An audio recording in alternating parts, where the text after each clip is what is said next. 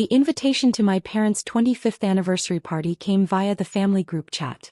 No formal card, no personal message. Just my sister Lauren announcing, "Anniversary party for Mom and Dad this Saturday, 6 p.m. at their place. Everyone better show up." I almost didn't go. I'd spent the past 7 years distancing myself from family gatherings, from the constant judgment, from the endless commentary about my life choices. But 25 years was a milestone. And despite everything, they were still my parents. I arrived at 6:15 p.m., fashionably late enough to avoid the initial awkward small talk. My parents lived in a nice townhouse in the Riverside district, 3 bedrooms, updated kitchen, small backyard. They'd moved there 4 years ago after selling their old house in the suburbs. What they didn't know was that I owned the townhouse. And the entire building it was in. And the 3 buildings next to it. "Rebecca, you made it." Mom opened the door looking genuinely surprised. As if I was some unreliable guest instead of her daughter. "Wouldn't miss it. Happy anniversary, Mom." "Thank you, honey. Come in, come in." Everyone's in the living room. Everyone was my sister Lauren and her husband Marcus, my brother Jason and his girlfriend Tiffany, my Aunt Carol, Uncle Bob, and a few of my parents' close friends. 15 people total, all dressed in business casual, all holding wine glasses, all looking successful and settled. I was wearing jeans and a sweater. Comfortable. Practical. The uniform of someone who worked from home and didn't care about impressing anyone. "Rebecca." Lauren spotted me immediately. She was wearing a designer dress that probably cost more than my monthly grocery budget. "Oh my God, you actually came. I told Marcus you'd probably bail." "I'm here." "And you wore that." She looked me up and down. "Jeans? Really? It's Mom and Dad's anniversary. It's Saturday evening. I wore what I'm comfortable in. Some of us have standards." She laughed and a few people joined in. That polite laughter that really means, "We agree but we're too civilized to say it." I grabbed a glass of wine from the kitchen and found a corner to occupy. The party flowed around me like water around a rock. People talked about their jobs, their vacations, their kids, their accomplishments. Nobody asked me about my life. They'd long since decided there was nothing interesting to ask about. Dinner was catered, fancy sandwiches and salads, the kind of meal that looked expensive but left you hungry. We ate in the living room, balancing plates on our laps, while Dad told stories about their wedding day and Mom blushed and corrected details. 25 years, Dad said, raising his glass. "Never thought we'd make it, but here we are. And look at what we've built. Beautiful family. Successful kids. Well, mostly successful." He glanced at me when he said it. Just a brief glance, but everyone noticed. Lauren jumped in. "Rebecca is successful in her own way. She's very independent." The way she said independent made it sound like a character flaw. "What are you doing these days, Rebecca?" my Aunt Carol asked. He meant well. Carol always meant well. "Still working in property management." "Property management. That's nice. So you help people find apartments." "Something like that." "My daughter is a property manager too," one of Mom's friends said. "She works for a big company downtown. Makes pretty good money." "Do you work for a company?" "I work for myself." "Oh, you're self-employed. That must be hard. All that uncertainty." "It has its challenges. I always tell my kids, get a stable job with benefits. Self-employment is risky. No pension, no security. You're basically always one bad month from disaster." She said it like she was giving sage advice, not insulting my entire career. "I manage okay." Lauren laughed. "Define, manage okay." "Rebecca lives in a tiny apartment and drives a car from 2015. I wouldn't call that managing. My car runs fine." "Sure, but don't you want more? Don't you want to upgrade your life? You're 32, Becca. Most people your age are buying houses, starting families, building real lives. I have a real life. Do you? You work from home doing whatever it is you do. You live alone. You don't travel, you don't go out, you don't post anything on social media. It's like you're invisible. I like my privacy. Privacy is one thing. But this is isolation. You're isolating yourself from everyone, from opportunities, from the chance to actually live." She set down her wine glass, warming to her subject. Everyone was listening now. "Honestly, Becca, maybe you should just give up this whole independence thing and move back home. Mom and Dad have the extra room. You could save money, figure out what you really want to do with your life. The room went quiet, waiting for my response. Move back home, I repeated. It's not shameful. Lots of people your age are living with their parents. The economy is tough. Housing is expensive. There's no shame in admitting you need help. You think I need help? I think you're struggling. And instead of asking for help, you're pretending everything is fine. But it's not fine, Becca. Look at you. You're stuck. And sometimes being stuck means you need to go backwards before you can go forward. Everyone was nodding. Poor Rebecca's struggling to make it, too proud to ask for help. Maybe you're right, I said quietly. Maybe I should consider it. Mom looked hopeful. Honey, you know you're always welcome here. We'd love to have you back. You could take the upstairs bedroom, have your own space. I appreciate that. I'll think about it. Lauren smiled, satisfied that she'd given me good advice. That she'd helped her struggling little sister. It's for the best. Sometimes we all need a reset. No judgment. No judgment, I echoed. The party continued. More wine, more stories, more discussion of everyone's achievements. I smiled and nodded and played the role of the family underachiever who'd just been given a graceful exit strategy. When I left at 10 p.m., Mom hugged me extra tight. Think about what Lauren said, honey. We really would love to have you here. I'll think about it. Thanks for the party. I drove home in my 2015 Honda Civic. The one I kept specifically because it was reliable and unassuming and didn't draw attention. I parked in the underground garage of my building and took the elevator to the penthouse. My actual home. 3,000 square feet, floor-to-ceiling windows, 2 bedrooms, 2 bathrooms, a home office, and a view of the entire city. I'd bought the entire top floor 4 years ago for cash. Nobody in my family knew about it. They still thought I lived in the 1-bedroom apartment I'd rented when I was 24. I poured myself a Real glass of wine, not the cheap stuff from the party, and sat by the window looking out at the city lights. Then I made a phone call. Rebecca? It's late. My property manager, James, sounded alert despite the hour. He'd worked for me for 6 years and was used to odd-hour calls. I need you to do something for me. Of course. What do you need? The Riverside Luxury Apartments, Unit 412. That's my sister Lauren's unit. I want an eviction notice sent. Eviction? Has she violated the lease? Pull up her file. I heard keyboard clicks. Okay, I've got it. Lease started 3 years ago. Rent is $2,800 per month. And though she's 2 months behind on rent. 2 months. Yes. We sent her a first notice 3 weeks ago. She hasn't responded or paid. Then we're well within our rights to proceed with eviction. Send the formal notice. 30 days to vacate or pay the full amount owed plus late fees. Rebecca, are you sure? She's your sister. She's also a tenant who isn't paying rent. This is business. All right. I'll process it tomorrow. Anything else? Yes. The Riverside Townhomes, Unit 7B. That's my parents' place. I want you to review their lease. More typing. They're current on rent. No violations. Good tenants overall. Note their file for review in 30 days. And James? The Sterling Building downtown, 5th floor. That's my brother-in-law Marcus's office space. Review that lease too. You're planning something. I'm planning to stop subsidizing people who think I'm a failure. How much have I been charging Lauren for that apartment? $2,800 per month.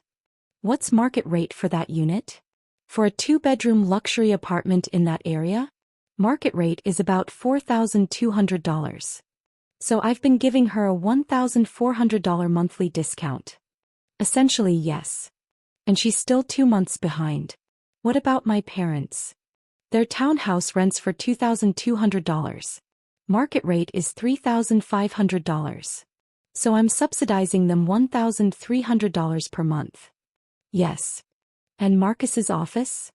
He pays $3,000 for his suite. Market rate is $4,800. I did the math in my head. I'd been giving my family nearly $4,000 per month in rent discounts. Almost $50,000 per year. For 3 years. And they thought I was the one struggling. Process Lauren's eviction. Flag the other 2 accounts. And James. Yes. In exactly 2 weeks, I want rent increase notices sent to both my parents and Marcus. Bring them to market rate. They have 60 days to accept the new terms or vacate. That's going to cause problems. That's the idea. 2 weeks later, I was working in my home office when my phone rang. Lauren. I let it ring twice before answering. Hi, Lauren. Rebecca. Oh my God, you need to help me. The landlord is trying to kick me out. Kick you out? Why? I don't know. They sent this eviction notice saying I'm behind on rent, but that can't be right. I pay my rent. When was the last time you paid? I don't know. Marcus handles the bills. But we always pay. This is some kind of mistake. What does Marcus say? He's freaking out. He says we've been tight on cash, that we might have missed a payment or two, but they can't just kick us out over that. Actually, they can. If you're significantly behind on rent, they have the legal right to evict. But where am I supposed to go? This is my home. I've lived here for 3 years. Maybe you could move back in with mom and dad. Save some money. Figure out what you really want to do with your life. Silence. Then, that's not funny, Rebecca. I'm not joking. You said it yourself at the party. Sometimes people need to go backwards before they can go forward. I'm not moving back home. I'm a grown woman with a career and a husband. I can't live with my parents. Then pay your rent. I can't. We don't have $6,000 just lying around. Do you know how much we owe on Marcus's car? On my credit cards? We're drowning here. Have you tried talking to the landlord? Maybe they'll work out a payment plan. I don't even know who the landlord is. The property is managed by some company. I've been trying to call them all morning, but they keep putting me on hold. What's the company name? Horizon Property Management. Have you heard of them? I've heard of them. Can you help me? Please? Call them or something. You work in property management. Maybe you have connections. I might have some connections. Please, Becca. I'm desperate. I know we haven't always been close, but you're my sister. I need you. Now she needed me. After years of dismissing me, after publicly suggesting I move back home because I was failing, now she needed me. Let me make some calls, I said. I'll see what I can do. Thank you. Thank you so much. I knew I could count on you. After I hung up, I called James. Did Lauren call you? 17 times. I finally answered. She asked for a payment plan. What did you tell her? I told her the owner would need to approve any payment arrangements. She asked to speak to the owner. I said the owner doesn't take tenant calls directly. Good. String her along for a few days. Make her think there's hope. Then deny the payment plan and move forward with eviction. You're enjoying this. I'm protecting my investment. There's a difference. Whatever helps you sleep at night. 3 days later, Mom called. Rebecca, honey, we need to talk. We got this letter from our landlord. They're raising our rent. By a lot. How much? From $2,200 to $3,500. That's over $1,000 more. We can't afford that. Your father's on a fixed income. Have you tried negotiating? The letter says the new rate is non-negotiable. It's market rate for the area. If we don't agree, we have to move out in 60 days. Where would you go? I don't know. We love this place. We've been here 4 years. And now suddenly they decide to price us out? It's not fair. Life isn't fair, Mom. Rebecca, you work in property management. Is this legal? Can they really raise rent this much? If it's in the lease, yes. Most leases have clauses allowing rent increases with proper notice. This is a nightmare. Your father is so stressed. And with Lauren's eviction situation. Lauren's being evicted? You didn't hear? She's 2 months behind on rent. They're kicking her out. She's a mess. Marcus is talking to lawyers, but they say there's nothing they can do if she legitimately owes the money. That's terrible. It is. And now we're facing a massive rent increase. I don't know what we're going to do. You could downsize. Find something cheaper. Cheaper places aren't in nice neighborhoods. We've worked our whole lives to live somewhere decent. And now we're being pushed out by greedy landlords who only care about money. Most landlords are just running businesses, Mom. Well, this one is running us into the ground. I wish I knew who owned the building. I'd give them a piece of my mind. Maybe they have their reasons. What reasons could justify this? We've been model tenants. Always paid on time, never caused problems. This is just greed. I'll ask around. See if anyone in my network knows about the property. Would you? Maybe you could find out who the owner is. Maybe they'd listen to you, professional to professional. Maybe. Over the next week, the situation escalated. Lauren called me 6 more times. Each call more frantic than the last. The landlord had denied her payment plan. Marcus had tried to negotiate and been shut down. They had 3 weeks to vacate or pay the full amount owed plus fees, nearly $7,000 total. Mom called twice, once in tears about the rent increase, once to ask if I'd found out anything about their landlord. Then Jason called. My brother, who I hadn't spoken to in 6 months. Rebecca, it's Jason. Hi. Look, I know we're not close, but I need a favor. Lauren and Mom are both dealing with landlord issues. Lauren's being evicted, Mom's rent is skyrocketing. And now Marcus just found out his office rent is going up 60%. That's a lot of rent increases. It's suspicious. 3 different properties, 3 different rent problems, all hitting the family at once. I think someone is targeting us. Targeting you? That's paranoid. Is it? Think about it. What are the odds that all 3 properties would have issues at the same time? Pretty good odds if the market is adjusting. Rent increases aren't unusual. But evictions and massive increases all at once? Come on, Rebecca. Something's going on. What do you want me to do about it? You work in property management. Can you look into these companies? See if they're connected? See if there's some kind of pattern. I can look. Thank you. Because if someone is doing this deliberately, we need to know. Lauren is freaking out. Mom and Dad might have to move. And Marcus's business could tank if his rent doubles. I'll see what I can find. After I hung up, I sat at my computer and pulled up the 3 property files. Riverside Luxury Apartments, owned by Horizon Property Management, which was a subsidiary of RMK Holdings, which was owned by me. Riverside Townhomes, owned by Riverside Residential LLC, which was a subsidiary of RMK Holdings, which was owned by me. Sterling Building, owned by Sterling Commercial Properties, which was a subsidiary of RMK Holdings, which was owned by me. 3 properties, 3 leases, all owned by me. All occupied by family members who thought I was a failure. I called James. It's time. Time for what? Time to tell them. Set up a meeting. Lauren, my parents, Marcus. Tell them the owner wants to discuss their lease situations in person. Tomorrow, 2 p.m. at the Horizon Property Management office. You're going to reveal yourself? I'm going to give them a choice. Pay market rate and stay or leave. But I want them to know who they're negotiating with.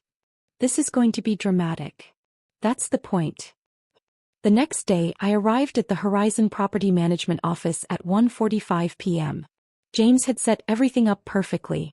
Conference room, documents prepared, coffee and water on the table. They're all in the waiting room, James said. They think they're meeting with the owner to negotiate. How do they seem? Nervous. Angry. Lauren's been pacing. Your dad keeps checking his watch. Marcus is on his phone, probably texting his lawyer. Perfect. Give me 5 minutes, then send them in. I sat at the head of the conference table. Arranged my folders. Took a deep breath. This was it. The moment they'd learn the truth. James opened the door. The owner will see you now. They filed in. Lauren first, then Marcus, then my parents. They were all talking, complaining about greedy landlords and unfair business practices. Then they saw me. Rebecca. Lauren stopped dead. What are you doing here? Sit down. We're here to meet with the owner. I know. Sit down. They sat slowly, confusion on their faces. I don't understand, Mom said. Why are you here? I'm here because I'm the owner. Silence. Complete, absolute silence. You're the what? Lauren finally said. The owner.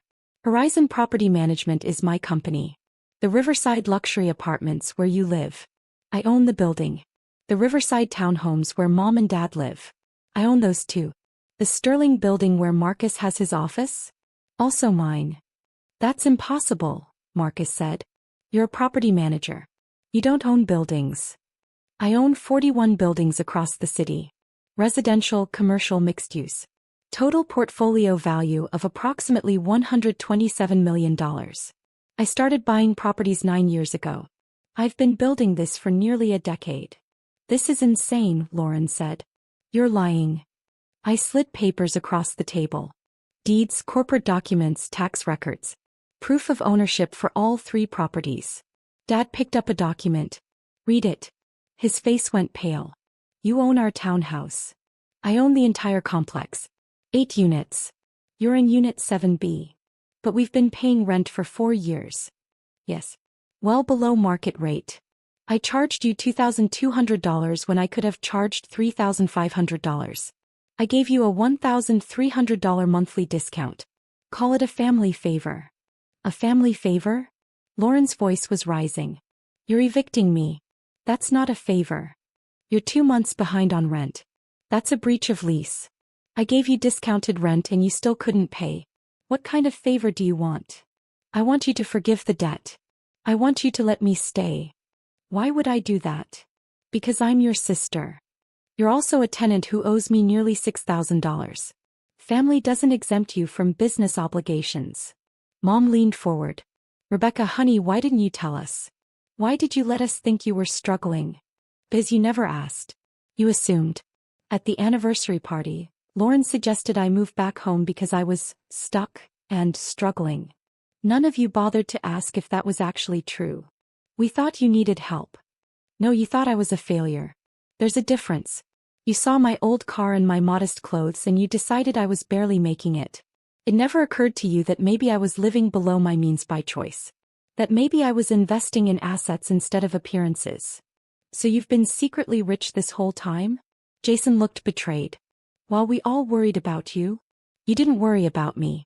You pitied me. You talked about me like I was a charity case. Poor Rebecca. Can't get her life together, maybe she should move back home. That's not fair. Lauren said. We were trying to help. You were trying to feel superior. You loved having a sister who was less successful than you. It made you feel better about your own lives. That's not true. Isn't it? Lauren, you spent 3 years living in my apartment paying below market rent, while mocking my career choices at every family gathering. You posted Instagram photos from your amazing apartment, never knowing your struggling little sister was actually your landlord. I didn't know. Exactly. You didn't know. Because you never asked. You just assumed. Marcus spoke up. What about my office? You've been my landlord for how long? 3 years. I gave you a deal too. $3,000 when market rate is $4,800. And now you're raising it? Now I'm bringing it to market rate. You're a business owner. You understand business decisions. This is personal, not business. Is it? Because when Lauren suggested I move back home because I was failing, that felt pretty personal. When everyone laughed and agreed, that felt personal. When my own family spent years treating me like I was barely competent, that felt very personal. So this is revenge? Dad's voice was quiet. You're punishing us? I'm removing the subsidies. You wanted me to stop pretending I was independent? Fine. Now you can stop pretending you succeeded without me. Without you. Dad, your retirement. You had to supplement it because it wasn't enough. Who do you think arranged the low rent on your townhouse? Lauren, your lifestyle. Designer clothes, fancy dinners, luxury apartment. How did you afford all that on your salary? You couldn't. That's why you're 2 months behind on rent. And Marcus, your office in a premium building. Did you ever wonder why your rent was so much lower than comparable spaces? They stared at me. I've been subsidizing all of you for years. Giving you below market rents. Letting you live beyond your means. And you repaid me by treating me like a failure. Like someone who needed saving. We didn't know, Mom whispered. You should have asked. What happens now? Lauren asked. Are you really going to evict me? That depends. Can you pay the $6,000 you owe? No. Then yes, I'm evicting you. I'm running a business, not a charity. Rebecca, please. I'm your sister. Doesn't that mean anything? You're my sister. You're also someone who publicly humiliated me at our parents' anniversary party. Who suggested I move back home because I was too incompetent to manage my own life. Who laughed at my clothes and my car and my choices. So no, right now being my sister doesn't mean much. He started crying. Real tears, not the manipulative kind. Where am I supposed to go? Maybe you should give up this whole luxury apartment thing and move back home. Those were your words, Lauren. Maybe they apply to you too. Marcus put his arm around her. This is cruel. Is it? Or is it just consequences? I gave you all a gift. Affordable housing in an expensive city. And you took it for granted. Worse, you used it to mock me. To make yourselves feel superior. Well, now the gift is over. What about us? Dad asked. Can we stay if we pay the new rent? If you can afford it, yes. Market rate is $3,500. If you pay that, you can stay. We can't afford that much. Then you'll need to find somewhere else to live. Mom was crying now too. You're forcing us out of our home? I'm asking you to pay what the space is worth. Just like you'd pay any other landlord. But you're not any other landlord. You're our daughter. I'm also a business owner who's been giving you a $1,300 monthly discount for 4 years. That's over $60,000 in subsidies. Did you ever thank me for that? Did you ever acknowledge it? No. Because you didn't know. And you didn't know because you never bothered to ask about my life. The room fell silent. My family sat there, processing the fact that the daughter they'd pitted was actually the landlord they owed. I'll give you all a choice, I said finally. You can pay market rate and stay. Or you can leave. But the days of discounted rent are over. Why are you doing this? Jason asked. He'd been quiet until now. Is it really just about the anniversary party? It's about 32 years of being underestimated. Of being dismissed. Of being treated like the family disappointment when actually, I'm the one keeping you all afloat. I'm tired of it. So I'm done. Done with what? Done subsidizing people who don't appreciate it. Done helping people who think I need help. Done being invisible in my own family. You're not invisible. Really? When was the last time anyone asked about my work? My life? My dreams? You talk about Lauren's marketing career and Marcus's business ventures and Dad's golf game. When do you talk about me? No one answered. Exactly. I've been invisible for years. And I let you think I was struggling because it was easier than dealing with your judgment about having money. But now you know. And now you get to make choices. Pay market rate or leave. Those are your options. I stood up. James will handle the paperwork. You have until the end of the month to decide. Rebecca, wait, Mom said. Can we talk about this? Really talk? What's left to talk about? About why we didn't see you. About how we failed you. About how sorry we are. You're sorry because I have power over you now. You're sorry because you need something from me. That's not real apology. That's fear. It's not just fear. She stood up too. Rebecca, I love you. I'm proud of you. I had no idea you'd accomplished all this, but I'm so proud. And I'm sorry I didn't see it sooner. You're proud now. 2 weeks ago at the party, you wanted me to move back home because you thought I was failing. I was wrong. I'm so sorry. We were all wrong. I looked at my family. At their tear-stained faces and desperate eyes. At the people who'd loved me but never really seen me. I'll tell you what, I said slowly. You want to stay in your places? Fine. Here's the deal. You pay market rate going forward. No more discounts. No more special treatment. You're tenants like anyone else. We can't afford market rate, Dad said. Then downsize. Find something cheaper. Live within your means. Like I've been doing for years. But you're not living within your means. Lauren said. You own all this. I am living within my means. I just choose not to spend it on things that don't matter. I drive an old car because it's reliable. I dress simply because fashion doesn't interest me. I live modestly because I'd rather invest than consume. But you all saw that modesty and decided it meant failure. What do you want from us? Marcus asked. I want you to see me. Really see me. Not as the daughter who needs saving. Not as the sister who's struggling. But as the person I actually am. The one who built something real while you were all judging my car. We see you now, Mom said. Do you? Or do you just see my bank account? She didn't answer. I walked to the door. Turn back. You have until the end of the month. Pay market rate or leave. James will send you updated lease agreements. Sign them or don't. Your choice. Rebecca. Lauren's voice was small. Can I ask you something? What? If I can't pay the back rent, if I have to leave, will you help me find a new place? In one of your other buildings maybe. I almost laughed. Almost. But it wasn't funny. It was sad. No, Lauren. I won't. You're on your own. Just like I've been for years. But you weren't on your own. You had all of us. Did I? Because when I needed support, when I needed someone to believe in me, where were you? You were too busy assuming I was failing to notice I was succeeding. I left them there in the conference room. Left them with their choices and their consequences and their sudden realization that the family failure was actually the most successful one of all. Over the next 3 weeks, I waited to see what they'd decide. Lauren called 17 times. I didn't answer. She left voicemails begging for help, for mercy, for another chance. She'd found the money, she said. She and Marcus had borrowed from his parents. Could she please stay? I had James respond. Pay the debt plus late fees, sign a new lease at market rate, or vacate. No negotiations. They chose to vacate. Moved in with Marcus's parents temporarily. According to the family grapevine, they were downsizing and reassessing priorities. My parents signed the new lease at market rate. Dad took a part-time consulting job to cover the increase. Mom started a small online business selling crafts. They were adjusting. Jason called once. I get why you did this. And for what it's worth, I'm sorry. We should have seen you. Should have asked. Should have cared more about who you actually are instead of who we thought you should be. Thank you. Are we okay?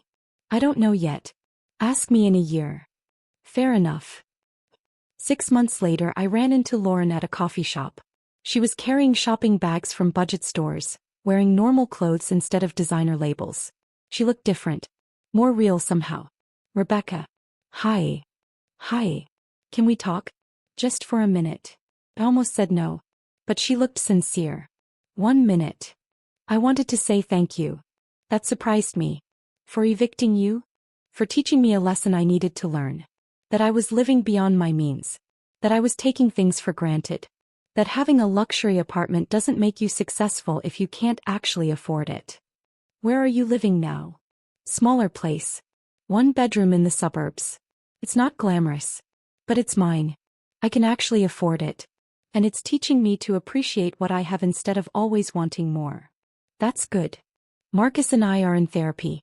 Working through some things. Turns out we had a lot of financial stress we weren't dealing with. The eviction forced us to face it. I'm glad you're working on it. Are you? Or are you just being polite? I thought about it. I think I'm glad. I didn't do this to destroy you, Lauren. I did it because I was tired of being invisible while funding your lifestyle. I know. And you were right. About all of it. We did treat you like a failure. We did mock your choices. And we were wrong. Yes, you were. Can we try again? Being sisters. Maybe. Eventually. I'm not ready yet. I understand. But I want you to know, I see you now. The real you. The one who built all this. And I'm proud of you. And sorry it took losing everything for me to realize what you'd accomplished. Thank you. She left, and I sat in the coffee shop thinking about family and forgiveness and whether people could really change. My phone buzzed. Hi, honey. Just wanted to let you know your father and I finally moved our stuff into storage. The townhouse is clear except for furniture. We're ready to move to the smaller place. You're moving. We can't afford $3,500 a month, even with Dad's consulting work. So we found a nice 1-bedroom place for $1,500. It's small, but it's enough for us. Mom. And before you say anything, this is good for us. We'd been living beyond our means for years.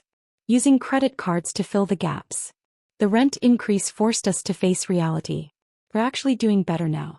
Less stress, less pressure. I'm glad. Are you? Are you really? I think so. I didn't want to hurt you. I just wanted you to see me. We see you now. And Rebecca? Yes. We're proud of you. So incredibly proud. And we're sorry we didn't say it before. We're sorry we were so blind. Thank you, Mom. Can you come to dinner? At our new place? Just family. No judgment, no pressure. Just us trying to be better. I thought about it. About whether I could sit at a table with people who'd hurt me. Whether I could give them another chance. Okay, I said finally. I'll come to dinner. Really? Really? But Mom? I'm driving my 2015 Honda. And wearing jeans. And if anyone has anything to say about it, I'm leaving. She laughed. Deal. Come as you are. That's all we ever should have wanted. Dinner was awkward. Of course it was. But it was also honest. They asked about my business.